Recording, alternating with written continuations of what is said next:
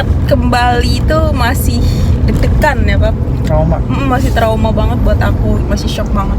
Kejadiannya itu mana ya? Shock banget karena aku nggak pernah ngalamin ini sebelumnya. Tanya ke atas terus kakinya nyentak-nyentak. Lemes banget, kayak boneka yang Kayak udah nggak bernyawa lah kasarnya gitu letoy kan. banget. Hal yang paling menyakitkan itu ketika anak sakit. Yang paling penting adalah BPJS.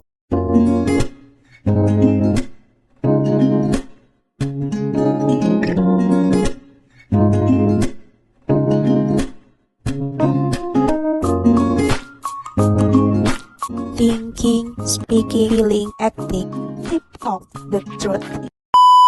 Assalamualaikum teman-teman. Aku di sini mau sharing ya. Sebenarnya sih untuk mengingat kembali itu masih deg-degan ya Pak. Trauma. Masih trauma banget buat aku gitu. Shock, masih shock banget. Jadi kejadiannya itu minggu lalu, Hari Rabu malam. Adik tuh udah panas ya dari siang, udah berasa nih badannya nih anget gitu. Tapi aku sama apa masih denial, oh enggak mam, enggak panas banget gitu, anget aja gitu. Terus kita juga termometerin kan, kita suhu ya normal sih 37,5 gitu. Ya udah aman dong, pikir ntar aja deh minum obatnya gitu. Karena aku emang tipenya orang yang nggak suka langsung kasih obat ke anak kalau demam gitu. Jadi kita lihat dulu nih gitu. Nah sampai sore panas terus nih, manteng gitu, berasa sih dipegang manteng. Dicek suhu tetap 37,5, maksimal 37,7 lah gitu. Biasanya aku kasih obat kalau udah 378 gitu atau 38 lebih gitu kan. Ya udah akhirnya udah tuh tidur lah nih ceritanya nih. Apa aku udah tidur duluan nih sama Cece. Aku nggak tahu ya, mungkin feeling seorang ibu gitu. Kok feeling aku nggak enak gitu, mau tidur nggak bisa, udah merem nggak bisa, tapi maunya ngeliatin anak ini aja nih si adik gitu. Aku liatin dia gitu kan, aku liatin kok nafasnya kayak cepet banget gitu, nafas cepet, sama dia tuh kayak gelisah gini-gini terus gitu. Aku ngerasa kayak ini anak sesek nggak sih gitu. Aku langsung cek gitu berkali-kali, aku liatin nih anak kok nggak enak banget kayak nafasnya. Dah aku udah nggak bisa nahan lagi nih feeling aku gendong dia kan. Pas aku gendong badannya panas banget dong. Dan ternyata nggak lama dari aku pangku, adik kejang, matanya ke atas.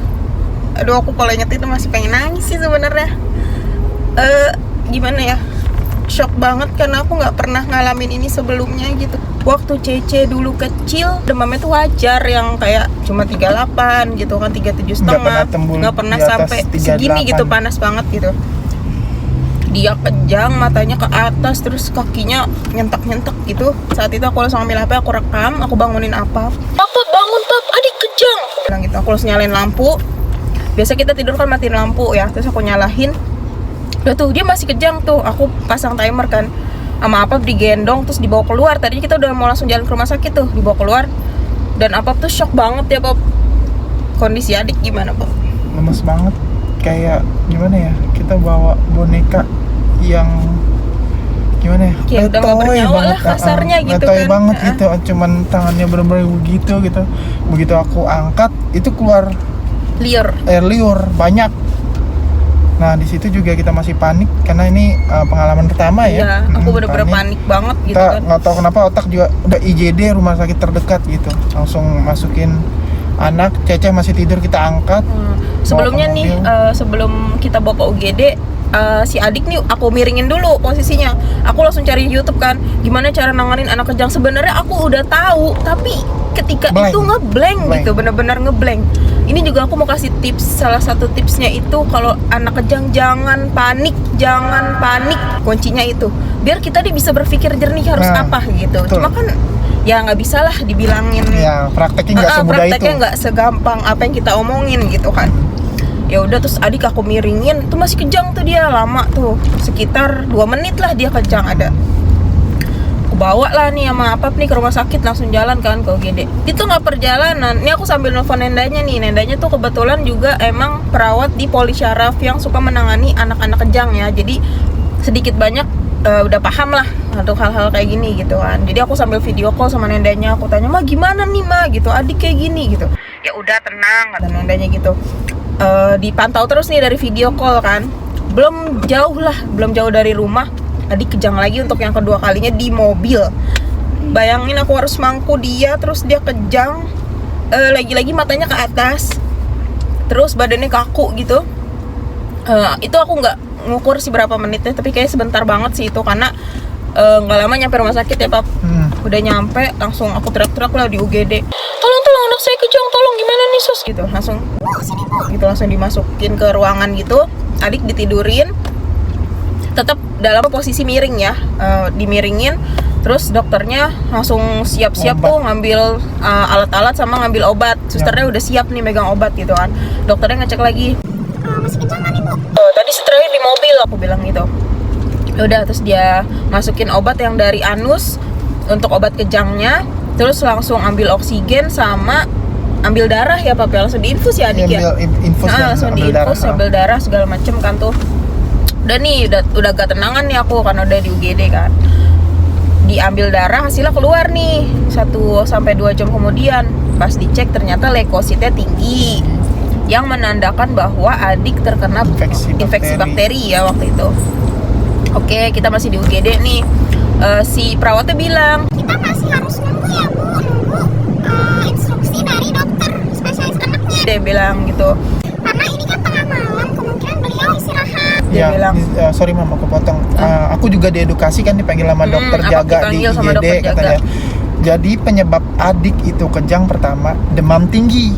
Nah, terus timbul lagi nih pertanyaan, demam tingginya disebabkan oleh apa ya Dok? Baru dijelasin nih dari hasil labnya itu dikatakan leukositnya tinggi, kemungkinan ada infeksi bakteri. Nah, infeksi bakterinya ini yang menyebabkan demam tinggi kata dia gitu. Nah, oh ya pas di IGD diukur suhu ya, ternyata 39 ya. 39. Sedangkan termometer kita itu di rumah 37,5. Berarti termometer ngaco. Kami rusak. Nah, itu pertama termometer kita rusak, ternyata pas dicek di rumah sakit itu 39,9. 39,5. Oh, 39,5 ya. Nah, itu sebenarnya udah urgent banget katanya kalau untuk anak bayi ya, terutama bayi balita ya. Usianya 6 bulan ya. Nah, ini udah urgent banget katanya. Itu keputusan kita yang tepat juga ya untuk bawa ke IGD ya. Jadi penanganannya langsung diobatin lewat tadi obat anus ya Mam ya. Terus diedukasi juga kemungkinan leukosit tinggi ini yang menyebabkan demamnya tinggi dan baru timbullah kejang gitu. Jadi disebutnya kejang demam. Kejang demam masuknya. Nah, habis itu dokter jaga IGD itu juga akhirnya bilang observasi sambil nungguin keputusan dari si dokter spesialis anak. Karena kan waktu itu sudah jam 2 pagi ya. Ya, itu jam 2 pagi. Oh iya, kejadiannya kita bawa ke rumah sakit tuh dari rumah kita jalan jam 10:30 malam. Nyampe jam 11 kurang lah. Cuman 10 menit sih jarak kita ke rumah sakit itu 10. Cuma itu berasa jauh banget karena emang posisi panik. kita urgent banget dan panik gitu. Udah panik banget, aku tuh udah kayak padahal deket lemes gitu, udah nggak tahu harus apa gitu kan. Akhirnya udah nih ya, kita nunggu nih.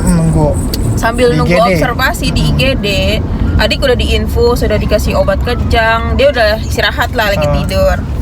Tapi demam itu nggak turun ya? Oh, demamnya manteng demam ya? Masih, cuma pas diukur itu kayak 38,5 gitu loh Pak, nggak yang tinggi banget. Ya udah, aku bener-bener di situ nggak tidur sama sekali, bener-bener setiap dia gerak aku liatin dia nafas apa enggak gitu, dia kejang lagi atau enggak gitu, terus nafasnya gimana gitu kan. Aku cek terus, aku perhatiin terus nih. Cece tidur kan di satu bed sama adik gitu. Nah pas azan subuh aku sholat dulu nih. Pas aku lagi sholat aman tuh, masih ada Apap masih di situ kan. Udah, Apap nggak lama izin tuh mau ke mobil, mau tidur sebentar, sekitar jam 5. Aku tidur dulu ya Mam gitu, Apap ke mobil. Udah nih, aku dianterin makan nih sama susternya kan. Makan dulu gitu. Ya udah, aku makan. Selesai makan, aku mau gantiin pampers adik nih ceritanya nih. Udah selesai gantiin, terus aku videoin gitu kan, dia udah segeran melek gitu. Ya matanya, melek. Posisi melek. Cuma memang aku ngeliat masih agak sedikit ada yang mengkhawatirkan gitu ya. Feeling aku nih nggak enak nih. Aku bilang aku ajak main, aku videoin. Emang di video itu dia kayak masih bengong gitu, tapi gerak normal, cuma bengong. Terus tangannya juga biasanya kan dia kalau itu ngambil gitu, nih diem gitu. Masih Cuma kayak blank gitu ya. Masih blank, sedikit blank gitu. Nggak lama aku matiin HP, dia kejang lagi untuk yang ketiga kali. Jam setengah 6 pagi. Jam setengah 6 pagi, dan ketika diukur suhunya itu 39,9. Nah, Aku itu panik, tinggi. aku teriak-teriak di UGD. Datanglah dokter jaga dan susternya. Dia diperiksa tuh, dipegangin si adik. Oh masih kejang, dia bilang. Tar dulu, obatnya ditahan dulu gitu kan. Terus akhirnya sama suster dimasukin obat. Aku telepon papa datang.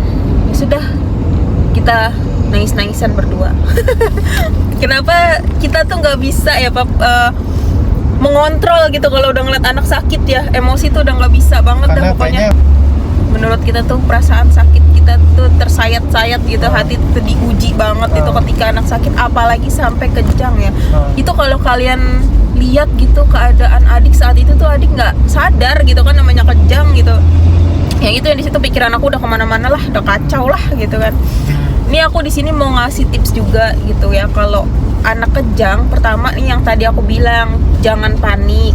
Kedua, usahain anak ini baring ke kiri, langsung kita baringkan ke kiri. Yang ketiga, tolong jauhkan benda-benda atau barang-barang yang berpotensi bahaya untuk si adik ini, si anak yang kejang ini gitu ya. Yang keempat, pastikan jangan memasukkan sendok atau kopi, minumin apapun, nggak boleh sama sekali. Yang kelima, jangan ditahan kejangnya. Jadi kita biarin aja dia kejang, kita miringin gerakannya biarin, jangan ditahan, karena itu bisa mencederai anak. Saraf.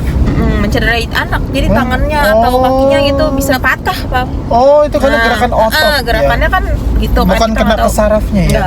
Karena kita kan nggak tahu ya posisi dia itu kejangnya yang brutal atau yang gimana, kita nggak tahu kan, namanya lagi kejang gitu. Jadi usahakan untuk tidak menahan gerakannya, jadi biarin aja dia kejang. Terus jangan lupa di videoin sama dicatat waktunya. Di videoin itu fungsinya dokumentasi ketika kita ke dokter, kita laporan jenis kejangnya kayak gini dok, dan waktu kejangnya segini gitu. Itu aja sih tips dari aku. Semoga sama apalagi investasi. Oh iya, satu lagi, kesehatan.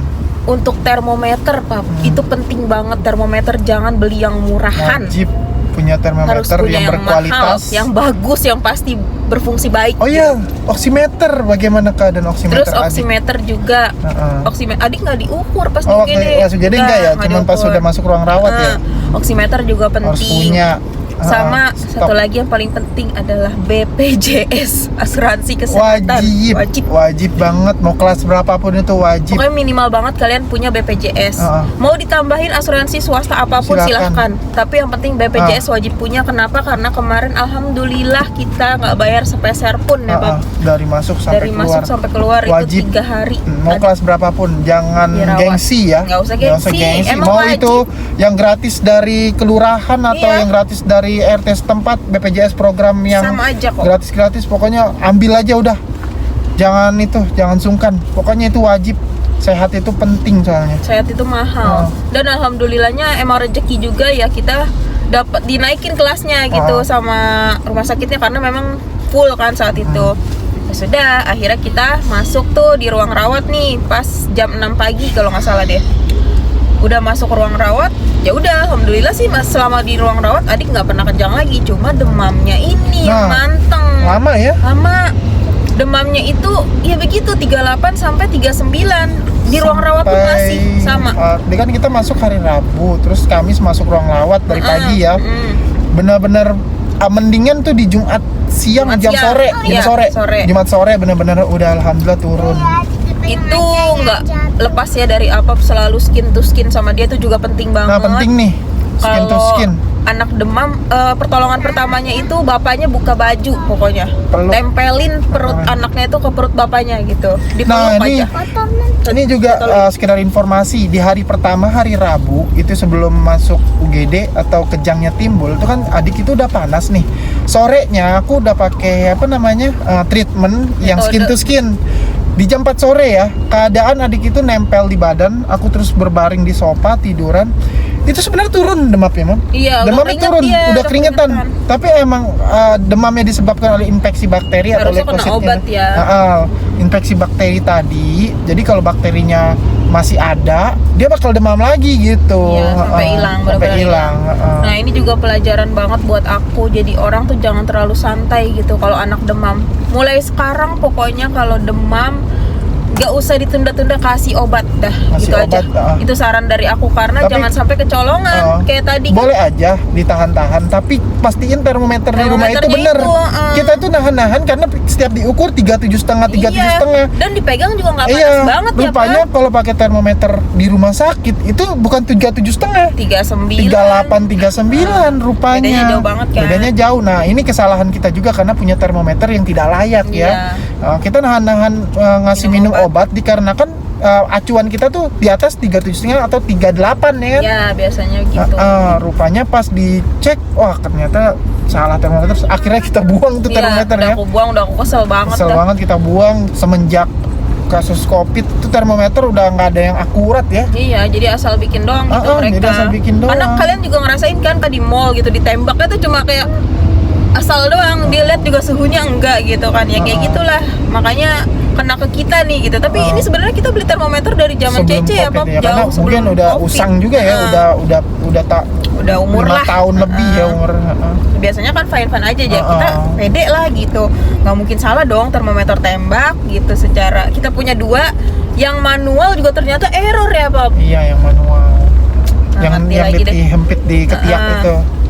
Ya pokoknya kayak gitulah. Wajib dah punya termometer berkualitas. Oximeter jangan lupa dipakai itu karena anak kalau habis kejang tuh oksigennya Berkurang ya. Nah itu harus dicek tuh langsung. Oximeter berapa? Kalau memang perlu oksigen, sedia juga oksigen di rumah, tabung oksigen gitu. Jadi totalnya si adik nih dirawat 3 hari. 3 hari 2 malam ya? 3 malam 2 hari ya? 3 malam 2 hari. 3 malam 2 hari dengan 3 hari 2 malam. 3 hari 2 malam dengan indikasinya Indikasi infeksi bakteri. Adik pulang itu hari Sabtu ya, Pak? Sabtu siang. Nah, itu udah alhamdulillah banget sampai sekarang nggak panas lagi gitu. Karena pas dicek terakhir sebelum pulang, diambil lagi darahnya, alhamdulillah leukositnya normal. Iya, udah normal. Berarti semua. bakterinya sudah udah nggak ada, udah hilang ya. Makanya demamnya turun. Ya itu. Aku cuma mau ngingetin itu aja sih buat teman-teman yang punya pengalaman yang sama, boleh sharing juga di komentar ya. Thank you.